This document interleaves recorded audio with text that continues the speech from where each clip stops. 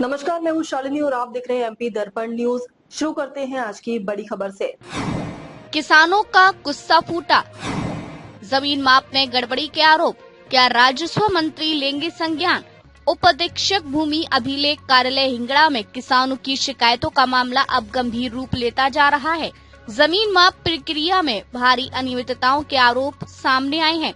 कई किसान ये शिकायत कर रहे हैं कि उनकी जमीन माप के दौरान कम दिखाई जा रही है, जिसके चलते उन्हें बार बार कार्यालय के चक्कर लगाने पड़ रहे हैं। सबसे चौंकाने वाली बात यह है कि यदि एक किसान की जमीन कम दिखाई जाती है तो पास के किसान की जमीन बढ़ना स्वाभाविक है, लेकिन ऐसा कहीं भी दिखाई नहीं दे रहा, जिससे संदेह और गहरा हो गया है। कुछ किसानों का आरोप है कि ये गलतियां जानबूझकर की जा रही हैं और इसके पीछे आर्थिक लेन देन, रिश्वत का मामला भी हो सकता है।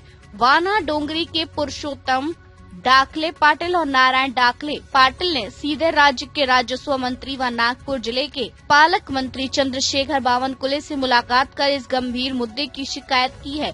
उन्होंने उप अधीक्षक डॉक्टर सारिका कटू पर उनकी जमीन कम दर्ज करने और गैर आवेदकों से लाखों रुपए लेने का आरोप लगाया है। मामले की गंभीरता को देखते हुए किसानों ने मांग की है कि मंत्री बावनकुले स्वयं हिंगड़ा स्थित उप अधीक्षक कार्यालय का दौरा कर कार्यप्रणाली की जांच करें।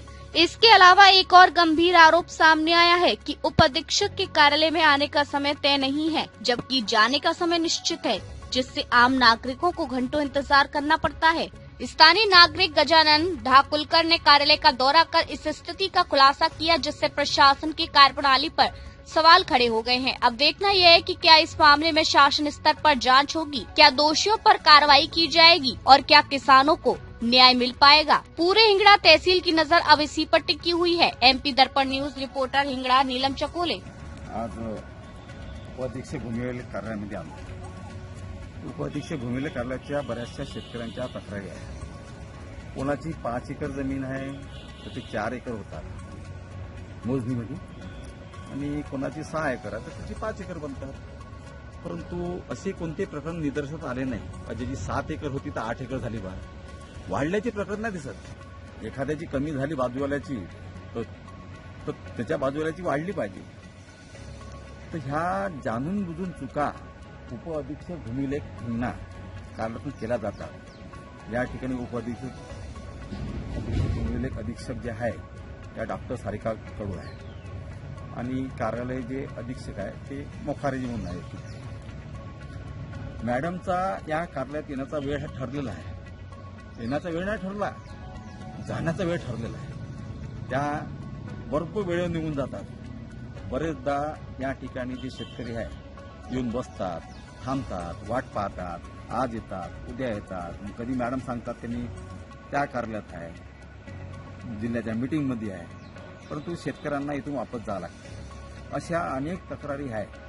तर माझं हे म्हणणं आहे का जसे महसूल मंत्री अनेक ठिकाणी उपाधीक्षक कार्यालयाची भेट देतात, आपल्या जिल्ह्याचे महसूल मंत्री चंद्रशेखरजी बावनकुळे आहे आणि ह्या कार्यालयाच्या अगदी जवळ राहतात। त्यांच्यासाठी हा 10 मिनिटाचा रस्ता आहे। त्यांच्या घरून निघताना एखादी भेट चंद्रशेखरजी बावनकुळे यांनी ह्या कार्यालयात नक्की द्यावी आणि ह्या कार्यालयातले जे अधिकारी आहे हे काय करतात हे नक्की बघावं।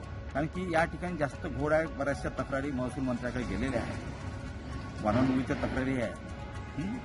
आमचे एक पुरुषोत्तमजी डाकळे पाटील, नारायणराव डाकळे पाटील यांचा तर मोठा विषय आहे। ते स्वतः त्यांच्या कार्यालयात बरेचदा गेले महसूल मंत्र्याच्या, परंतु त्यांना अजून न्याय मिळाला नाही।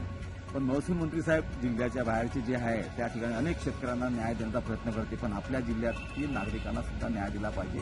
पुरुषोत्तमराव डाकळे पाटील, नारायणराव डाकळे पाटील यांचा असा विषय आहे का त्यांच्या शेतीची जी आराजी आहे या मॅडमनी लाखो रुपये घेतले आणि त्यांचं ते बरंच नुकसान केलं, अशी त्यांना प्रत्यक्ष जाऊन तक्रार सुद्धा दिली आहे त्यांच्या कोराडी येथील निवासस्थानी।